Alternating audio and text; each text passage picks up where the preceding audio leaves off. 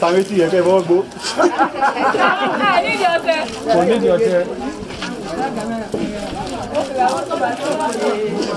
Bàbá tí tán lè fún un kọ́ wọn bí ìgbà tán lọ sábà. Gbogbo láti sábà ní ẹ̀kọ́ fọ́ wọ̀ wọ̀ nípa. Ìyá wa lọ sáà ọ̀lọ́ sáṣọ.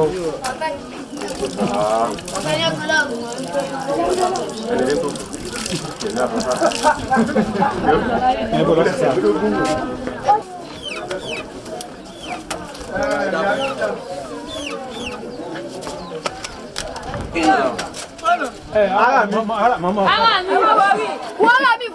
iPhone 32.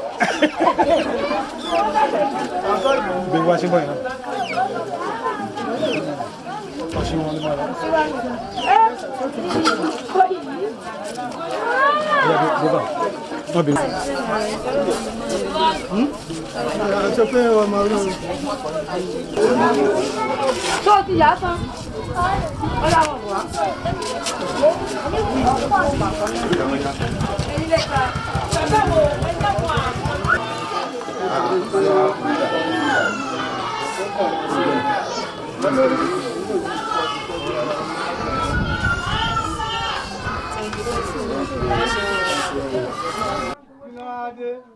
It is Her Excellency that has sent us to this place in respect of the madam and the children with blue eyes.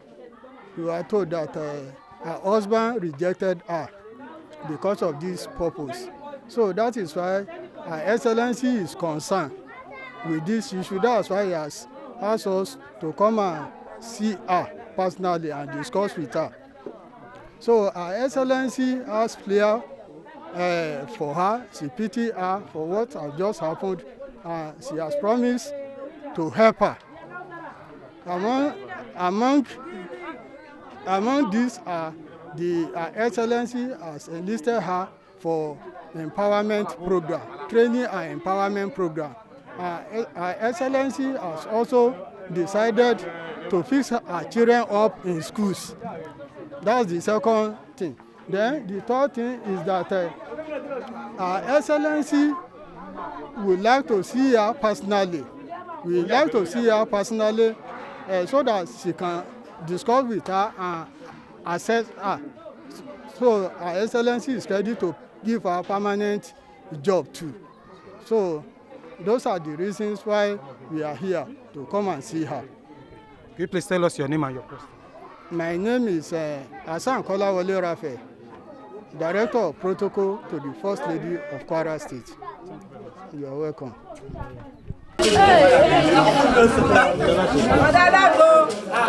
Come on,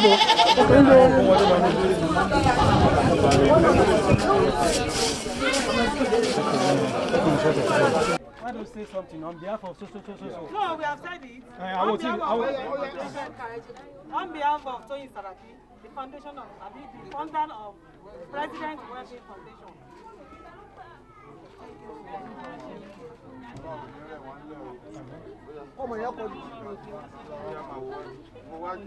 Ìgbà tí mo bí tí àwọn dókítà káyà wọ́n já mi láyà pé this is congenital cataract. So ẹ̀rù fi ń bà mí nígbà tí n kò ìṣòro ojú ti wáyé. A sáà lọ sí general, a rí i pé wọn ò fún wa ní kankan general gbà tán sí lójú. Ìgbà tó di pọ́ńgòkè àgbà tó bá ti fẹ́ rẹ̀ tá bá ti gbé lọ private hospital wọn ò ní gbà lọ́wọ́ wa. General wọ́n rí fáàmì sí tí mo bá dẹ̀ dé general tí wọ́n bá tán ní sí lójú. Ó wá di ijọ́ kan tí mo gbé lọ bí dókítà yẹn ṣe rí ìyàwó ẹ̀ bó ṣe pé ìyàwó ẹ̀ tó lóyún ni pé irú ojú yìí gangan ni kò bí o. Ó dẹ̀ fún ní gift wálé ó ṣe everything ọkàn mi lè ṣe wá ń balẹ̀ díẹ̀díẹ̀. Bọ̀ tí mo bá pọ̀n sẹ́yìn bẹ́ẹ̀ lè bá rí báyìí ṣé bàbá ẹ̀ ní sẹ́gidi lọ́wọ́ ìlú èbó lẹ ti máa gba gíláàsì o. London lè ti máa gba gíláàsì o ṣẹ́yìn náà sàn ṣiṣẹ́ gidi ó máa mú mi dá sunkún tí mo bá dé àárín family gbọ́ mi pẹ̀lú bójú ọmọ mi tèmi nìkan ṣe tá a kálukú bá gbọ́ ọmọ lọ́wọ́ ó máa mú mi dá sunkún ṣùgbọ́n alihamudulilayi rabbil alamin mo dúpẹ́ lónìí pé ẹkún yẹn wá di ayọ̀ pé alihamudulilayi òyìn tó ṣẹlẹ̀ yìí náà dẹ̀ ní alihamudulilayi rabbil alamin kì í ṣe pé àwa la dídì gbé ọ̀rọ̀ yìí sí orí ibi tá a gbé sí so ìbàjẹ́ àdúgbò ló di ọ̀rọ̀ yìí kọ́lọ́hún jẹ́ kó di ọ̀rọ̀ délẹ̀ mo wá dúpẹ́ lọ́wọ́ ìbàjẹ́ àdúgbò bíi ti bò. tọ̀ ìgbà tí ọmọ kékeré kásárà yẹn lọ rè kírun yídì ọmọ kan wá gbé ọmọ tó gbé sórí Instagram yìí wá gbé ó láìkẹ́ gan wá ní beautiful girl àwọn èèyàn lọ rè súnmọ́ pé àwọn ọmọ ojú bí ojú àjẹ́ yẹn tó ṣe pé torí ẹ̀ ní ìyá wọn bàbá wọn fi kọ ìyá wọn kalẹ̀ ìwọ wá ń gbé mọ́ra kẹ́ni ojú tó ṣe pé bílíọ̀nù tó pé bílíọ̀nù pọ̀ ni mọ ìyá ni environment ẹ̀ wà ní so ìyẹn ló mú ọmọ yẹn tanú ọmọ kékeré ni ó dẹ̀ wá yà rẹ̀ fọ́tò ó gbé sórí Instagram ìgbà tá a rí request yẹn tá a rí pé tá ló sọ gbogbo history yìí fún ọ torí gbogbo gẹ́lẹ́ bó ṣe ṣẹlẹ̀ lọmọ yẹn ṣe kọ́ bọ̀ àwa ń béèrè pé ta ló sọ fún un ó ní láti máa jẹ́ kó yá pé àdúgbò ni wọ́n ti sọ fún òun ló jẹ́ kó ń gbé sí ibi tó ń gbé sí mo wá dúpẹ́ lọ́dọ̀ Ọlọ́run pé alihamudulilayi Ọlọ́run tó lo ọmọ yìí nílànà ṣe báyìí torí àbámọ̀ kì bá ti rí bẹ́ẹ̀ ni oúnjẹ fún wa báyìí kọ́lọ́run ó jẹ́ ká mọ́ kábàámọ̀ aburú lẹ́yìn rẹ̀ ọmọ tó wá ṣerú eléyìí kọ́lọ́run wọ láti tóbi ànábì Muhammad kọ́mọ́ fi pa ìyá àti ẹ̀ náà lẹ́kún láéláé oyin kan sọ́dá ni gbogbo ohun tí ń jẹ́ oyin àti adùn kọ́mọ́ tán ní ara ọmọ yìí tí ó fi lè ṣẹ̀mí ayé rẹ̀ tán ọlọ́wọ́lá kò wá ta ilé àbílẹ̀ àlùbíyà sàn mo wá kí ìyàwó gómìnà pé ẹ ṣé mo dúpẹ́ lọ́wọ́ yín gbogbo ń tẹ́ bí nínú ọmọ Ọlọ́run ní jẹ́ ìfikàn sàwátì o ẹ ní rí ìbànújẹ́ lórí ọ̀kankan bẹ́ẹ̀ gbogbo ẹ̀yin tẹ́ wá ṣaṣojú wọn náà tẹ́ wá ẹ ní dààmú lérí ọmọ ọlọ́láhùlọ́wọ́lá. Actually, I think the little girl Kausara really attracted me when I saw her when I went to pray, and I just saw her when I turned back. I just saw her, and I felt so attracted to her.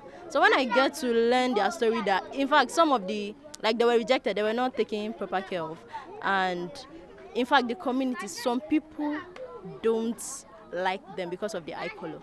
So I had no choice than to post it on social media so that at least some people can intervene and help them. So with the situation of things now, because she's sort of like a popular person now, so how do you feel that you are the one that made her to be known? Actually, I would say alhamdulillah, at least there's little bit of intervention, like some people are coming in to help, and I pray that God will strengthen and provide for more people to help them so that at least they can change their situation now. Finally, what message do you have for people generally on the need not to maltreat this kind of people? Anybody that has that, I can't even say it's a medical challenge, but anything different does not mean one should be taking, condemning them. Yeah, I would just say that if we see special people like this in our midst, we should try to accommodate them because they are very rare. That kind is very rare. Most especially in Nigeria here, it is very rare. So we should just try to accommodate them and love them. You're welcome. First honorable.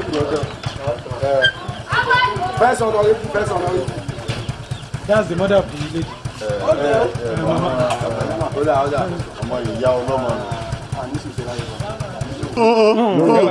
I thought you said it. I know any thank you. No. I put on phone and get your envelope. Okay. So,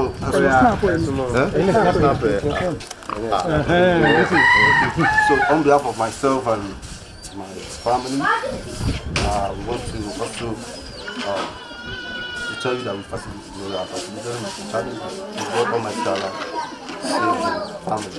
And this is the token for me. Some of the people that don't have for the mother to start any relationship can be. That's not around.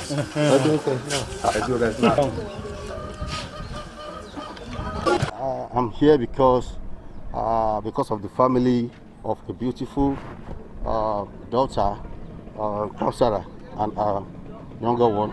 Because I got to know about them through social media, and for the fact that I represent this constituency, and it's also part of our responsibility to cater for their challenge if need be. That is why I'm here to at least to showcase with their challenge and to tell them that they are not going to be left alone. Okay, what are those things you want to do for them? And from my own talking, I believe that it's part of our responsibility. I said to the woman, to the mother of the two children, that I heard how she complained about she doesn't even have anything doing. So I thought it's part of our contribution to. I gave her a sum of 50,000 naira to start a petty trading. 30 years. 30 years. Kó tó dìgbà yìí, iṣẹ́ wo lẹ ń ṣe? Mo fìgbà kan kọ́ṣẹ́ chemist rí. Mo báyàn méjì kan tajà rí ní àdúgbò wa láyé gbà mí. Mo báyàn kan ta food store rí. Mo báyàn kan ta sìmẹ́ǹtì rí. Àwọn iṣẹ́ tí mo ṣe rí. Rárá o, nípa ojú yìí èmi ò ní problem kankan pẹ̀lú ẹ̀ o. Bọ́n ṣe bí mi mọ̀ nìyẹn láti kékeré. Èmi náà dẹ̀ ń bí àwọn ọmọ táwọn náà fi jọ mí. No, látìgbà tán ti bí mi pẹ̀lú ojú yìí o. Èmi ò ní problem kankan pẹ̀lú ẹ̀ rí. Wọ́n gbé mi lọ sí hospital nípa ojú yìí rí. Èmi náà dẹ̀ gbé àwọn ọmọ mi lọ sí hospital nípa ojú yìí rí torí kò dààmú wa rí. Báwo ló ṣe á jẹ́ débi pé ọ̀rọ̀ pé bóyá ọkọ kọ̀ yín ọkọ kìíní ṣe lóòótọ́ ni kí ló ṣe lọ? Bẹ́ẹ̀ ni, ìgbà tí ó di pé lóòótọ́ ló rí mi pẹ̀lú ojú yìí tó fi fẹ́ mi. Àmọ́ ìgbà tó di pé mo bímọ àkọ́kọ́, ó jọ mí. Òun náà ní blue eyes like bí tèmi. Mo tún bí ẹlẹ́ẹ̀kejì náà, òun náà jọ mí. That is why tí àwọn òbí rẹ̀ ṣe ń gbìn sí lẹ́mìí pé àwọn láìkì irú ojú yìí. Nígbà táwọn òbí rẹ̀ gbèsè pé àwọn láìkì ojú, kí ni ìgbésẹ̀ tó ń wá gbé? Ṣé òun ló sọ fún yín pé òun fẹ́ mọ́ nàbí báwo? Bẹ́ẹ̀ ni, ìgbà tó di pé àwọn òbí rẹ̀ ń sọ fún pé àwọn ò láìkì irú ojú yìí, ṣé ojú tó mọ bí lọ ni. Àtìgbà náà mo ti rí i pé òun gan lára fún lára rẹ̀ tí bí kò mọ̀ wálé láàrin ọ̀sẹ̀ kan, ọ̀sẹ̀ méjì, bí kò mọ̀ sóúnjẹ, kò mọ̀ sí kan dínú. Ẹ̀yin fúnra yín ṣé ìgbà kan àtẹ̀tẹ̀ á lọ sọ hospital pé àbí mo ní problem pẹ̀lú ojú lóòótọ́ ni ṣe lọ hospital fúnra yín láti lè mọ àyẹ̀wò nípa ojú? Nípa ojú yìí bí wọ́n ṣe bí mi mọ̀ àwọn òbí mi náà ṣègbésẹ̀ lórí rẹ̀ tán lọ sí hospital nípa ẹ̀ wọ́n dẹ̀ ní kò sí problem kankan pẹ̀lú ẹ̀. Bọ̀ ìgbà tí mo tún wọ primary school tí àwọn ọ̀gá mi ń complain pé kán jọ kan ṣe ìrànlọ́wọ́ fáwọn pẹ̀lú ojú ọmọ yìí kó má bàa pé àwọn ẹlẹ́jọ́ pé báwọn ṣe lọ sí hospital, àwọn òbí mi dẹ̀ mú mi lọ sí general hospital.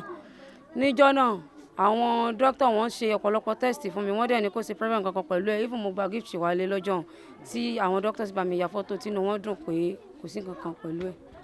Lẹ́ẹ̀kan sí i, ǹjẹ́ láàrin ìgboro àbí ládùúgbò ṣé àwọn èèyàn máa fi ń ṣe ẹ̀yẹ bójú ìṣeré àbáwò bí akẹ́ tó dàgbà àbí nǹkan ṣé wọ́n máa fi ń ṣe ẹ̀yẹ?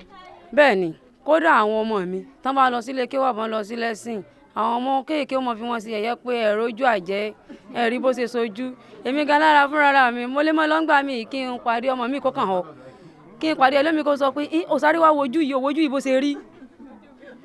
Ọ̀dọ̀ àwọn òbí mi ni mò ń gbé. Ìgbà tí mo ti kúrò lọ́dọ̀ ọkọ mi ibẹ̀ náà mo dé sí. Tíjọba bá lè ràn mí lọ́wọ́ lálórí pé kán kọ́lé fún wa kò bá dùn mọ́ mi. Ẹ̀yin nísìnyí iṣẹ́ ò lẹ́ ṣe tówó fi ń wọlé fún yín? Àbẹ́ ẹ̀ níṣẹ́ kankan báyìí? Mò ń ta oògùn. Ṣé ó wá tó jẹ? Àkótó tó bá tó ni àwọn ọmọ mi á ti lọ sí skul. Ṣé àmọ́ yín sì wọ́n èyí tó dàgbà wọ́n tí ì sí iléèwé rárá ni? Kò tí ì lọ rárá o, mo lọ lẹ́sìn dé. Ẹ jọ ṣé iṣẹ́ kẹ́míìsì yìí lẹ́yìn láàyò ni àbí irú iṣẹ́ wo lẹ tún fẹ́ máa ṣe? Iṣẹ́ tó wù mí láti lọ sí tí wọ́n rí like provision like food store. Kí ló dé tẹ iṣẹ́ tẹ kọ́? Kí ló dé tẹ fẹ́ fi kalẹ̀? Yóò rí.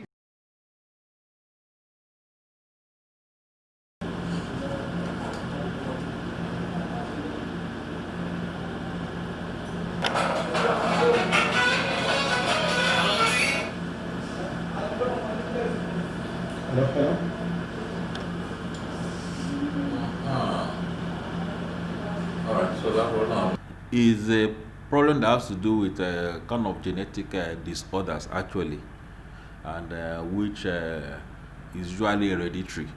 That's why you see the mother having the blue eye and the children also having it. That doesn't mean that all the children she's going to bear will all be having blue eye. It might skip some. So when you say something is hereditary, doesn't mean it must feature on all the children. So by and large, what usually happens in such scenarios, the color of the eye is actually determined by the iris. The iris is usually brown in color due to the production of melanin that occurs in the iris. So and this is usually a programmed thing as a result of the gene that is, inherent in the eye that stimulate the production of this melanin. So once there's defects on this gene, then there will be non-production of melanin, that is, melanin will not be produced. As a result of, the eye will now lose its ability to maintain or have this brown coloration which you usually see. And then when the melanin is not being produced, it means the iris will be white in color. Then that bluish coloration we're actually seeing is as a result of a kind of diffraction. Not that the eye is exactly blue, I mean the iris is blue in color, but as a result of the diffraction of light, of course, that's why the iris actually appear as if it's bluish in color, just like what we see in the sky. When we look at the sky is blue.